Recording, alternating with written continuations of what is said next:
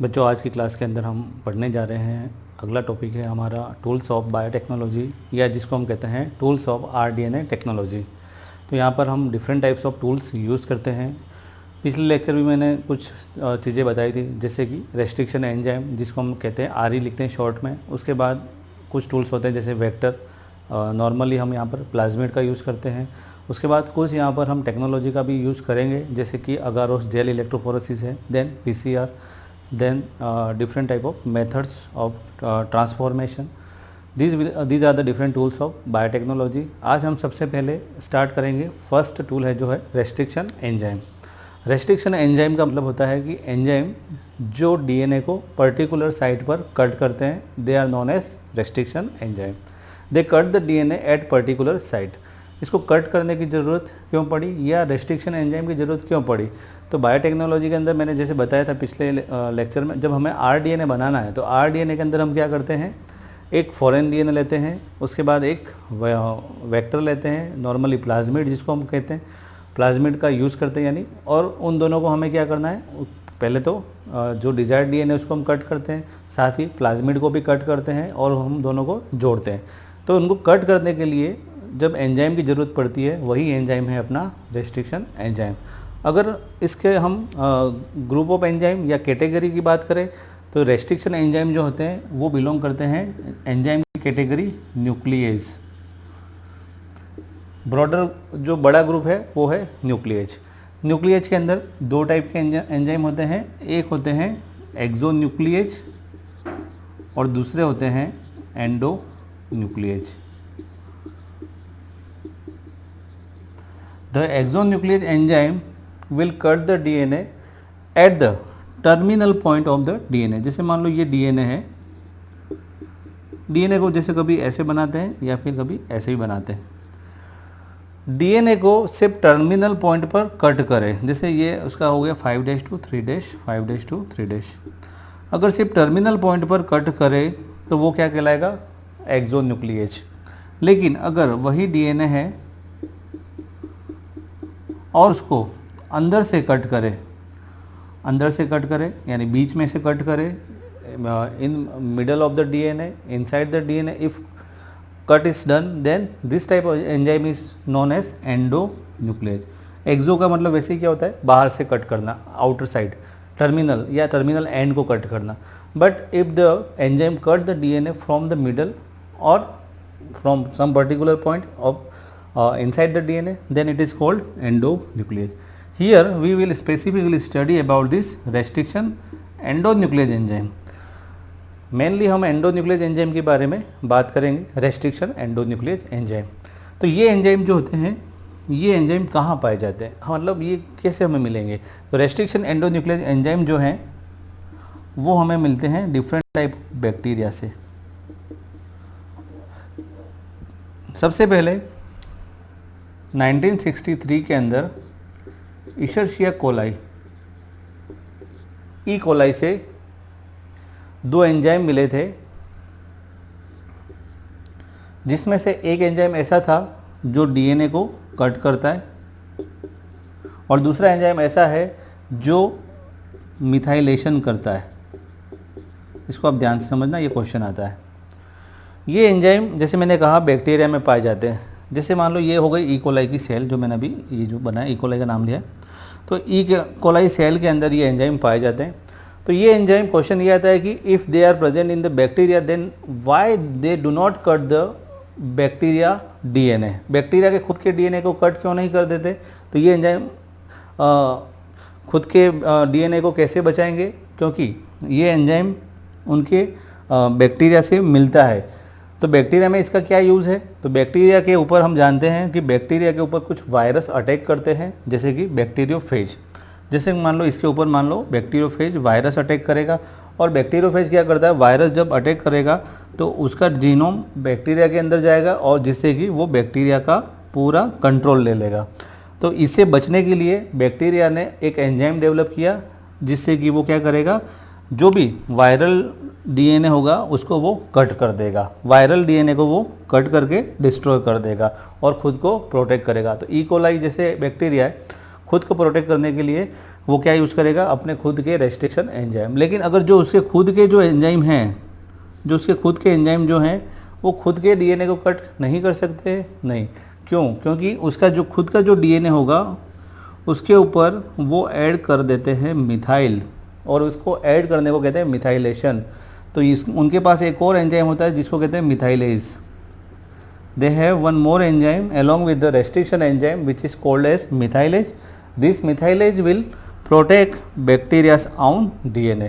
तो 1963 के अंदर ई कोलाई से 2 एंजाइम आइसोलेट किए गए थे, जिसमें से एक एंजाइम था जो डीएनए को कट करता है, और उसी को हम कहते हैं, उसी का नाम पड़ा restriction endonuclease enzyme, restriction endonuclease enzyme. और दूसरा दूसरा एंजाइम जो उसको बचा रहा है वो है मिथाइलेशन कर रहा है, और उसका नाम मिथाइलेज।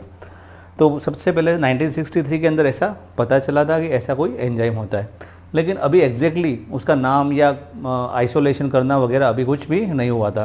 तो सबसे पहले इसका अगर देखें डिटेल के अंदर, इसका जो आइसोलेशन हुआ था वो हुआ था इसके 5 साल के बाद। After 5 years of this discovery, लगभग 1968 के आसपास में सबसे पहले फर्स्ट रेस्ट्रिक्शन एंजाइम डिस्कवर हुआ था, जिसका नाम है, आपको याद रखना है, हिंड सेकेंड। क्या नाम है? Hind second. First restriction enzyme isolated was hind second. ये क्वेश्चन कई बार एग्जाम में आ चुका है, आपको याद रखना है कौन सा सबसे पहला रेस्ट्रिक्शन एंजाइम डिस्कवर हुआ था। और उसके बाद तो बहुत सारे different type of restriction enzyme discover हो चुके हैं, 900 से ऊपर हो चुके हैं, और different bacterial strain, almost 230 strain से different type of restriction enzyme बनाए जा चुके हैं। यानी एक बैक्टीरिया से भी डिफरेंट टाइप्स ऑफ स्ट्रेन होते हैं, उनकी अलग अलग वैरायटी होती है, उससे different types of restriction enzyme बनते हैं। तो आपको ये याद रखना, हिंड सेकंड, ये सबसे पहले डिस्कवर हुआ था। तो ये एंजाइम क्या करते हैं? डीएनए को cut the DNA at specific site. DNA है, जैसे मान लो ये पूरा डीएनए है, जैसे मान लो ये डीएनए, तो ये ऐसा नहीं है कि रैंडमली ये कहीं भी कट कर देंगे।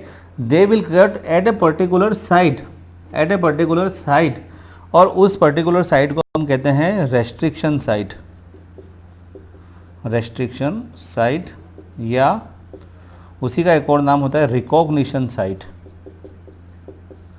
Recognition site. The site at which restriction enzyme cut the DNA is called recognition site और restriction site। इसको आप और ध्यान से समझो क्या होता है, रिकॉग्निशन साइट क्या होती है। जैसे मान लो ये एक डीएनए है, अब उसको हमें कट करना है, तो कट कहाँ पे करेगा? पूरे में सब जगह तो ऐसा नहीं मन मर्जी वहाँ पे कट कर दिया, वो उस पर्टिकुलर रेस्ट्रिक्शन साइट या रिकॉग्निशन साइट पे कट करेगा। तो ये रेस्ट्रिक्शन साइट होती कैसी है? तो आपको याद रखना है, restriction site is having a special type of sequence of nucleotide, उसको कहते हैं पैलिंड्रोमिक सीक्वेंस। यहाँ पर न्यूक्लियोटाइड, डीएनए का स्ट्रक्चर हम डिटेल में जब पढ़ेंगे आप समझ जाओगे कि उसके अंदर क्या होता है, न्यूक्लियोटाइड होते हैं, जैसे adenine, guanine, cytosine, uracil, these are nitrogenous base, वो मिलकर क्या बनाते हैं? न्यूक्लियोटाइड। उसके अंदर आपको थोड़ी सी इन्फॉर्मेशन दे देता हूँ। जैसे एडेनिन होता है वो थाइमिन से जुड़ता है डबल बॉन्ड से, साइटोसिन होता है वो गुआनिन से जुड़ता है ट्रिपल बॉन्ड से, और इस तरह से क्या होता है डीएनए के अंदर ये पूरा एक स्ट्रक्चर बनाते हैं, बेस पेयर्स मिलकर डीएनए को बनाते हैं। डीएनए के स्ट्रक्चर में हम डिटेल में मैं बताऊँगा। तो यहाँ पे पैलिंड्रोमिक सीक्वेंस होती है डीएनए के ऊपर, वहाँ जाके वो कट करते हैं। तो पैलिंड्रोमिक सीक्वेंस क्या होती है? इसका मतलब होता है, सीधी सी भाषा में कहूँ तो उल्टा पुल्टा एक समान। जैसे मान लो आपने लिखा मलयालम,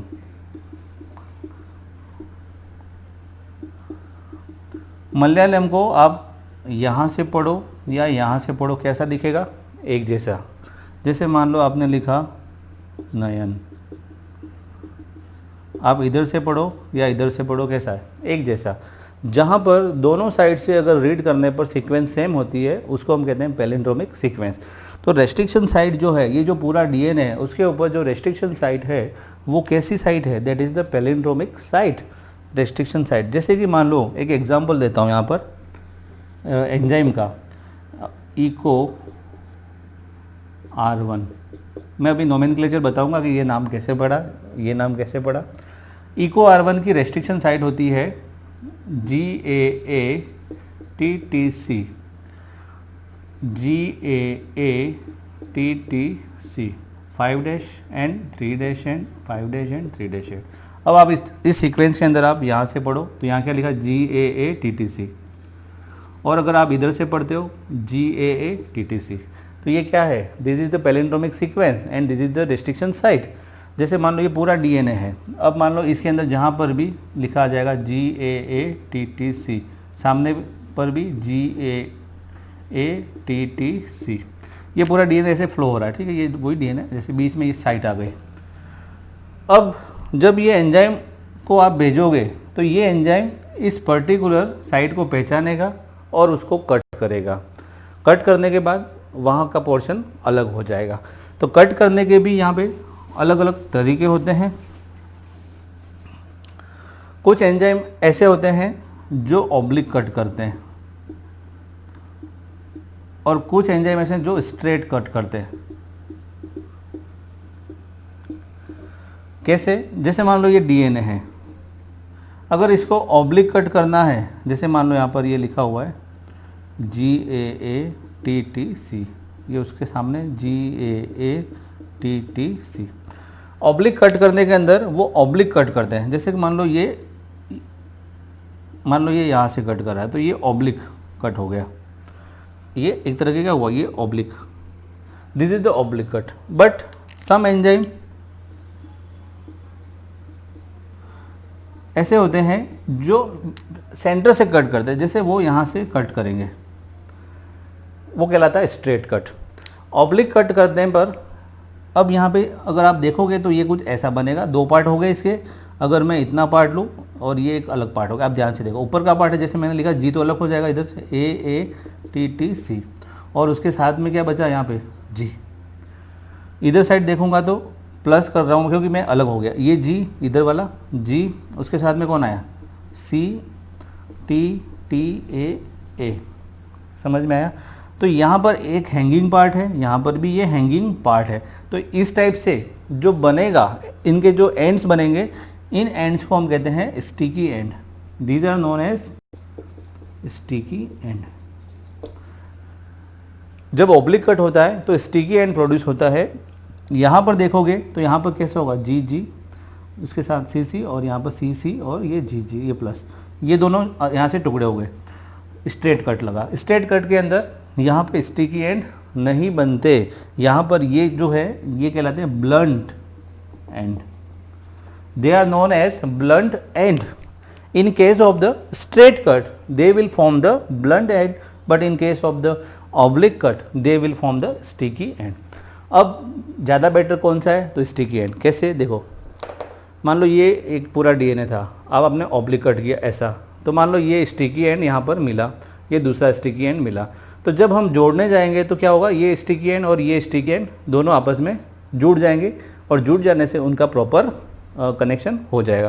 तो स्टिकी एंड में वो स्टिकी एंड क्या फ़ायदा हुआ, तो ये जो पोर्शन कटा हुआ है, तो जब हम प्लाज्मिड के साथ जोड़ेंगे डिज़ायर्ड DNA को, तो दोनों को जोड़ने में हमें ईजी होगा।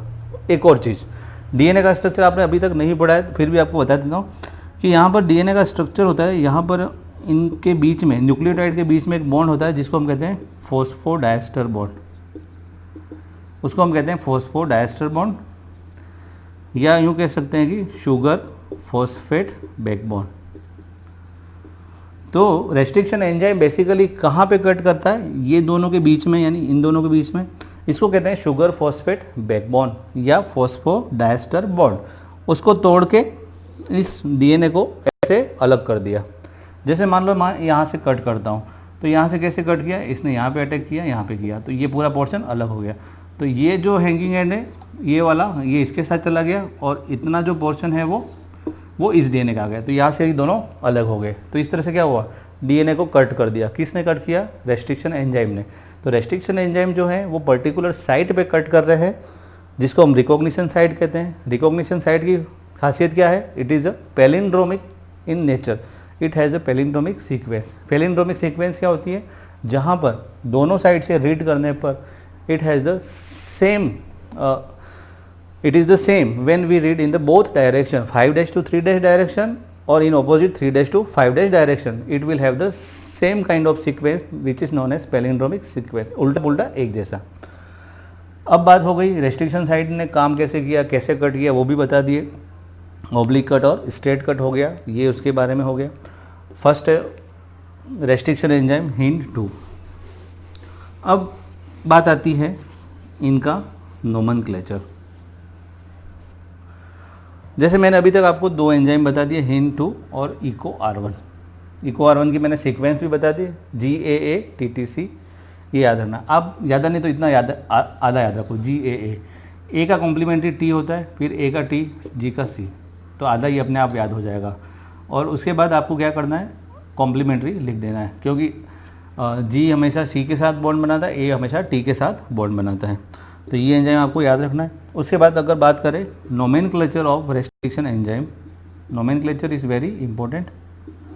नोमेनक्लेचर के अंदर मैं एक एग्जांपल लिख देता हूँ, इको, जैसे यही लिख लेता हूँ, इको R1, ये एक एंजाइम का नाम है। अब ये नाम कैसे बना, तो आपको याद रखना है। तो ये जो नाम होता है लगभग 4 to 6 लेटर का होता है। और एक और चीज़, रेस्ट्रिक्शन एंजाइम भी लगभग इनकी जो लेंथ होती है, ये जो पैलिंड्रोमिक सीक्वेंस, ये लगभग 4 to 8 बेस पेयर के बीच में होती है। पैलिंड्रोमिक साइड जो होती है वो लगभग 4 से 8 बेस पेयर की लेंथ होती है, वहाँ पर वो पहचान कर कट करते हैं। नोमेनक्लेचर के अंदर देखें तो इनके अंदर क्या होता है कि फर्स्ट जो लेटर है वो शो करता है जीनस, जैसे यहाँ पर है इश्चरसिया। सेकेंड लेटर, सेकेंड और थर्ड लेटर ये शो करते हैं स्पीसीज या स्पेसिफिक एपिथेट। तो यहाँ पर ई कोलाई, ये क्या है, E coli. Is it clear? Then fourth letter जो है वो शो करता है strain. Here strain is RY13। Strain मतलब उसके वेराइटी, जैसे इकोलाई की भी बहुत सारी डिफरेंट वेराइटीज़ होती है, उसको हम कहते हैं स्ट्रेन। और यहाँ पर रोमन नंबर लिखा हो 1 2 3 4 ऐसा लिखो, जैसे यहाँ पे 2 लिखा हुआ है, यहाँ पे 1, किसी में थर्ड भी होगा। तो ये जो है रोमन लेटर, ये क्या शो करता है, ये शो करता है order of isolation, not discovery. ये ध्यान रखना, डिस्कवरी नहीं है, आइसोलेशन है, कि पहले किसको आइसोलेट किया गया था। हिंड जैसे eco R1, R2, R3, R4, R5 बहुत सारे, तो R1 वो होगा जिसको पहले आइसोलेट किया गया, उसको नाम दिया इको R1। इको R1 हो गया, फिर इको R2 भी है, बहुत सारे, hind first, hind second, hind third बहुत है। तो ये डिस्कवरी का नहीं है, ये ऑर्डर ऑफ आइसोलेशन है, जिसको पहले आइसोलेट किया गया था। तो आपको याद रखना है नोमेनक्लेचर के अंदर जीनस हो गया, स्पेसिफिक एपिथेट, स्ट्रेन, और उसके बाद है ऑर्डर ऑफ आइसोलेशन। और इस तरह से किसी भी एंजाइम का नाम पड़ता है। बहुत सारे एंजाइम हम पढ़ेंगे, जैसे कि जो आपके सिलेबस में दे रखा है, जैसे बाम H1 हो गया, उसके बाद इको R5 ये भी हो गया, उसके बाद है third. They are different enzyme. तो जो कोई भी एंजाइम देख लो तो उसमें ये क्या है, जीनस, ये स्पेसिफिक एपिथेट, उसके बाद रोमन नंबर, किसी में स्ट्रेन नहीं है तो नहीं है, किसी में स्ट्रेन है तो वहाँ पर स्ट्रेन को लिखा जाता है, नहीं है तो नहीं लिखा जाता है। तो स्ट्रेन होना ज़रूरी नहीं है। तो नोमेनक्लेचर आपको याद रखना है, रेस्ट्रिक्शन एंजाइम का नोमेनक्लेचर कैसे किया जाता है। अब यहाँ पर एक एग्जांपल, या जो कहूँ कि पिछले एक लेक्चर में मैंने बताया थी RDNA कैसे बनता है, वो यहाँ पे एक बार फिर से दे रखा है।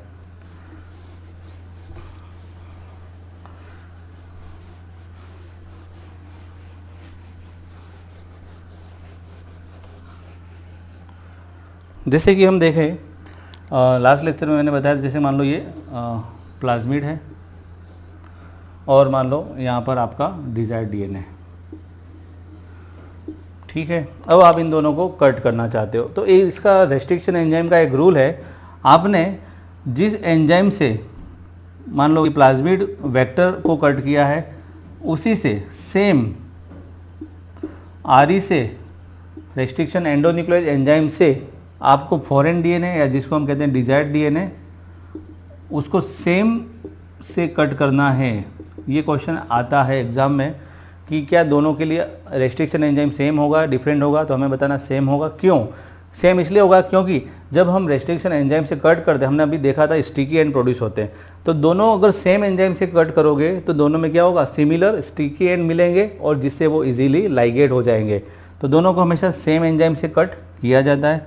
तो जैसे मान लो इसको ये कट कर दिया, उसके बाद मान लो ये इसको कट कर दिया। कट करने के बाद क्या होगा, दोनों को जोड़ा जाता है।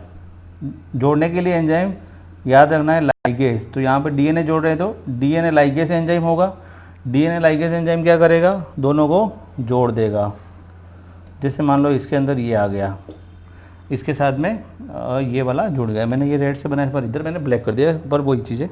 तो इसके अंदर इन दोनों को जोड़ दिया, तो यही क्या है, रिकॉम्बिनेंट डीएनए। अब हम क्या करते हैं, मैं पिछले लेक्चर में बताया, क्योंकि बायोटेक में बहुत सी चीज़ें बार बार रिपीट होंगी बट थिंग्स आर सेम। उसके बाद हम क्या करते हैं, उसको किसी होस्ट में ट्रांसफ़र करते हैं। जैसे मैंने बताया था पिछले लेक्चर में, ई कोलाई को होस्ट लिया था। ट्रांसफ़र करने के लिए या ट्रांसफ़र करने की जो प्रोसेस है उसको हम कहते हैं ट्रांसफॉर्मेशन। ट्रांसफॉर्मेशन कहते हैं। तो जैसे कि ये होस्ट का अपना खुद का डीएनए हो गया और उसके बाद हमने ये जो रिकॉम्बिनेंट डीएनए इसमें इंसर्ट किया, तो इसको कहते हैं ट्रांसफॉर्मेशन। और फिर उसके बाद उसका अपना क्लोनिंग या रेप्लिकेशन होता है और उसके फिर उसका नंबर बढ़ता जाएगा। तो रेस्ट्रिक्शन एंजाइम बहुत डिफरेंट थिंग्स हमने पढ़ी। पहला तो रेस्ट्रिक्शन एंजाइम होता क्या है, दूसरा क्वेश्चन ये अपने बैक्टीरिया के अंदर बनता है तो खुद के डीएनए को कट क्यों नहीं कर देता है। उसके बाद न्यूक्लियस में कौन कौन से एंजाइम होते हैं, एक्सो न्यूक्लियस, एंडो न्यूक्लियस, वो कट कैसे करते हैं, ऑब्लिक कट करते हैं, स्ट्रेट कट करते हैं, ऑब्लिक में स्टिकी एंड बनते हैं, वहाँ पर ब्लंट एंड बनते हैं। Then first restriction enzyme isolated was Hin. Second, बहुत सारे एंजाइम अब तक 900 से ऊपर आइसोलेट किए जा चुके हैं और उनका अलग अलग यूज़ है। हमें सारों की सीक्वेंस याद नहीं करनी है। मैंने आज जो बताया आपको, इको R1 वो याद रखना है, GAATTC। जो जो एंजाइम बुक्स में दे रखे हैं वो हमें सब कुछ याद रखना है। देन उसके बाद उनका नोमेनक्लेचर कैसे होता है, जो उनके वर्ड हैं, पहला जीनस, स्पेसीज या specific epithet, then strain, Roman number, उसके बाद ऑर्डर ऑफ जो आइसोलेशन को शो करता है, ये सारी चीज़ें याद रखनी है। देन इसका यूज़ क्या है, तो रेस्ट्रिक्शन एंजाइम का यूज़ क्या होता है, जब हमें रिकॉम्बिनेंट डीएनए बनाना है, तो जब प्लाज्मिड या वेक्टर सेम जो फॉरेन डीएनए उसी को दोनों को सेम रेस्ट्रिक्शन एंजाइम से कट करना है और कट करने के बाद लाइगेज एंजाइम से जोड़ना है, होस्ट में ट्रांसफ़र करना है, ट्रांसफॉर्मेशन, और इस तरह से हमें प्रोडक्ट को बढ़ाना है। तो रेस्ट्रिक्शन एंजाइम बहुत ही यूज़फुल होते हैं। हाँ, और पैलिंड्रोमिक सीक्वेंस होती है, रिकॉग्निशन साइट भी कहते हैं, रेस्ट्रिक्शन साइट भी कहा जाता है, जिसके ऊपर ये डीएनए के जिसके ऊपर ये कट करते हैं, डीएनए के ऊपर स्पेसिफिक पॉइंट पर कट करते हैं और उसी को अपन कहते हैं पैलिंड्रोमिक सीक्वेंस या इसी रेस्ट्रिक्शन एंजाइम की साइट। तो ये सारी चीज़ें बहुत ही इंपॉर्टेंट है रेस्ट्रिक्शन एंजाइम के बारे में, आपको इसको याद रखना है अच्छे से। और बाकी हम नेक्स्ट क्लास में पढ़ेंगे next tool of biotechnology. So thank you for this.